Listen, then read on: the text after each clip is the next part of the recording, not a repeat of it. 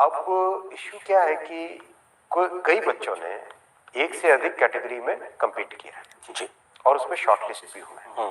तो शॉर्टलिस्ट होने के कारण ओवरऑल 7 लाख यहाँ नंबर आता है, लेकिन जो छात्रों का कहना है कि जो बच्चे एक से ज्यादा कैटेगरी में compete करके उनको आप सिर्फ एक ही गिनिए।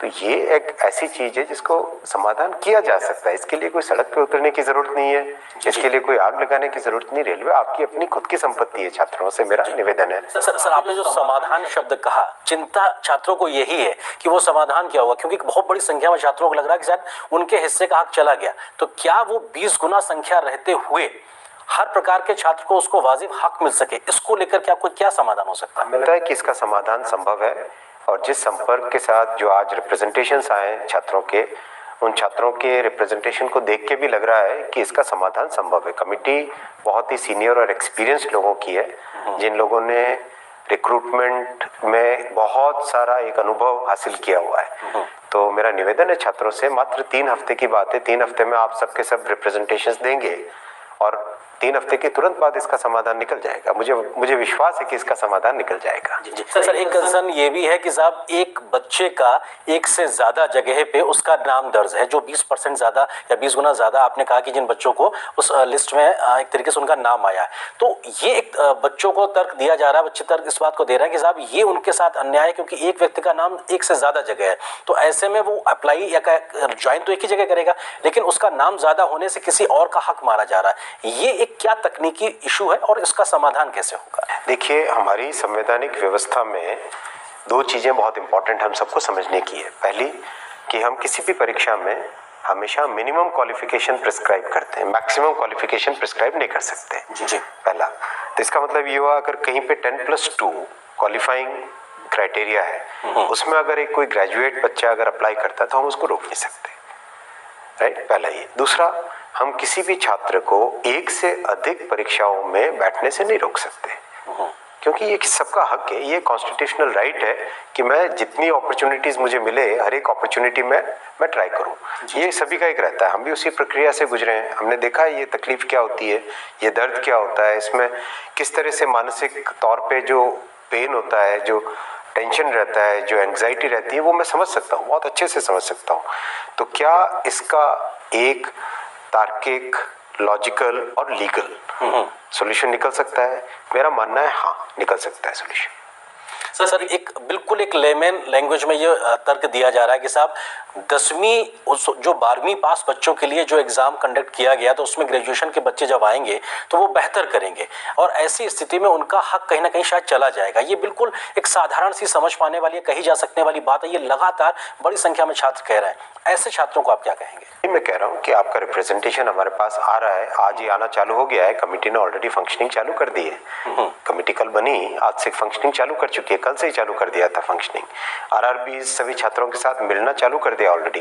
रिप्रेजेंटेशंस कितने सारे रिसीव हो चुके हैं, तो मुझे पूरा विश्वास है कि इसका सोल्यूशन निकलेगा। जी। सर महत्वपूर्ण चीज ये भी है कि किस तरीके से आप ये कह रहे हैं 3 सप्ताह तक एक समय एक विंडो खोल के रखी है कि आपको वो अपने आप में देना है।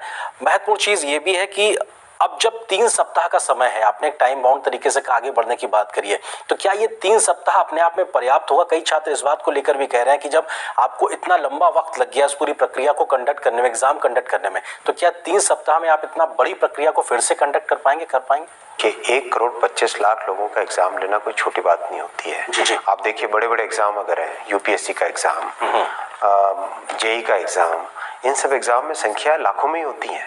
ये 1 करोड़ से ज्यादा का है, और उसको भी ढंग से कराना, एकदम बिल्कुल फेयर वे में कराना, ट्रांसपेरेंट वे में कराना, डेफिनेटली एक बड़ा काम होता है। ये मेरे ख्याल से सब बच्चे भी समझते हैं। मुझे बच्चों ने, किसी ने, मतलब जो मुझे फीडबैक मिला, जितना मेरा संपर्क हुआ और जो संवाद हुआ, उससे जो समझ में आया कि कंप्लेंट वहां नहीं है, मुद्दे 2 हैं। एक मुद्दा जो अभी आपने 20 टाइम्स वाला बोला, दूसरा मुद्दा है ग्रुप डी का, कि आप इसको सिंगल फेज करेंगे या डबल फेज करेंगे। तो डबल फेज के पीछे सोच ये थी कि 1,25,00,000, उसमें भी 1,35,00,000 या 1,15,00,000 के आसपास एप्लीकेशन है, 1 करोड़ से अधिक है। तो उससे इतने बड़े एग्जाम में यूनिफॉर्मिटी कैसे लाए? आज मान लीजिए मैं अगर प्रीलिम एग्जाम दे रहा हूँ, उस दिन अगर मेरी तबीयत थोड़ी कमजोर रही, तो उस दिन मैं एग्जाम ढंग से परफॉर्म नहीं कर पाया, तो मेरे पास कम से कम एक और चांस होना चाहिए मेन एग्जाम के टाइम में ढंग से मेरिट में आ जाऊं, राइट। ये थॉट प्रोसेस के साथ 2 स्टेज किया गया था, लेकिन जो पुरानी सिस्टम था जिसमें सिंगल स्टेज में किया जाता था और अभी जो छात्रों का रिप्रेजेंटेशन है उसका समाधान निकल सकता है। ये कोई बहुत बड़े ऐसे मुद्दे नहीं है जिन मुद्दों पे जी सड़क पे उतरना पड़े। सड़क पे उतरे हुए छात्र ये भी कह रहे हैं कि जो सेकंड फेज में आपको जो प्रक्रिया अपनानी थी आपने पहले ही फेज में अपना ली, इसकी वजह से भी उनको दिक्कतें पेश आ रही हैं। ऐसा नहीं है, सेकंड फेज फर्स्ट फेज तो दोनों ही कंप्यूटर बेस्ड टेस्ट होते हैं। जी आजकल तो वैसे भी एग्जाम सारे कंप्यूटर बेस्ड टेस्ट हैं, तो एकदम फेयर और रीजनेबल और ट्रांसपेरेंट तरीके से। और छात्रों को भी मैं कहता हूं कि आप छात्र भाइयों को मैं कहता हूं कि निश्चिंत रहिए, आप इसका सॉल्यूशन निकलेगा। जिन छात्रों ने उतर कर विरोध किया या सार्वजनिक संपत्ति के नुकसान में जो कहीं एक आगे बढ़ चढ़ के मौजूद नजर आए, ऐसे छात्रों को क्या आगे से रेलवे की परीक्षा में भर्ती ना होने के लिए या नहीं हो सके ऐसा प्रतिबंधित किया जाएगा? इसको लेकर भी छात्रों में कई प्रकार की बातें चल रही हैं, आप स्पष्ट करना चाहेंगे कुछ? इसको स्पष्ट कर देगी, कोई दिक्कत नहीं है। जो भी पॉइंट आएगा कमेटी इसको बहुत एकदम स्पष्ट रूप से इस पे निर्णय लिया जाएगा। और जो कमेटी गठित की है वो 4 मार्च तक अपनी रिपोर्ट आपको देगी, ऐसा आपने तय किया और आपने इस बात के भी संकेत दिए थे संभव हुआ तो वो पहले भी रिपोर्ट आपको दे सकते हैं। क्या लगातार आप इस प्रकार की व्यवस्था रखेंगे कि ताकि ये समय जो 4 मार्च का है ये पहले तो हो, बाद में ना होने पाए, मतलब वो समय और ज्यादा बर्बाद ना हो? बल्कि हमने तो इससे भी एक कदम आगे जाके आरआरबी के जितने चेयरपर्सन हैं, चेयरमैन हैं, उन सबको बोला है कि आप रीच आउट करिए, आप प्रोएक्टिवली जाके स्टूडेंट से मिलिए। तो आज बहुत सारे स्टूडेंट्स मिले भी हैं। हमारा एम है, हम छात्रों के लिए सरकार। सर क्योंकि छात्र बड़ी संख्या में आपको सुन रहे होंगे और ये जो नोटिफिकेशन था 2019 का था, हालांकि कोविड का एक समय था और 2022 में भी रिजल्ट निकला और अभी हम एक पहले ही चरण पर एक तरीके से एक ठहराव की स्थिति आ गई है। ये इतनी लंबी प्रक्रियाएं ना हो, इसको लेके क्या आप आश्वासन देंगे? बहुत सारे विषय है इसमें। एक तो कोर्ट का भी मामला आता है, जैसे ट्रिब्यूनल्स का, कोर्ट का। तो मेरा देखिए, ये सामाजिक व्यवस्था है हमारी, इसमें बहुत सारे स्टेक होल्डर्स आते हैं, तो सोचना पड़ेगा इसमें किस तरह से और इसको स्पीड अप करें। पर मेरा मानना है कि जितनी कोविड के बावजूद भी इतनी बड़ी संख्या में परीक्षा करवाना अपने आप में बहुत बड़ा चैलेंज है। इस चैलेंज को हम निभाएंगे।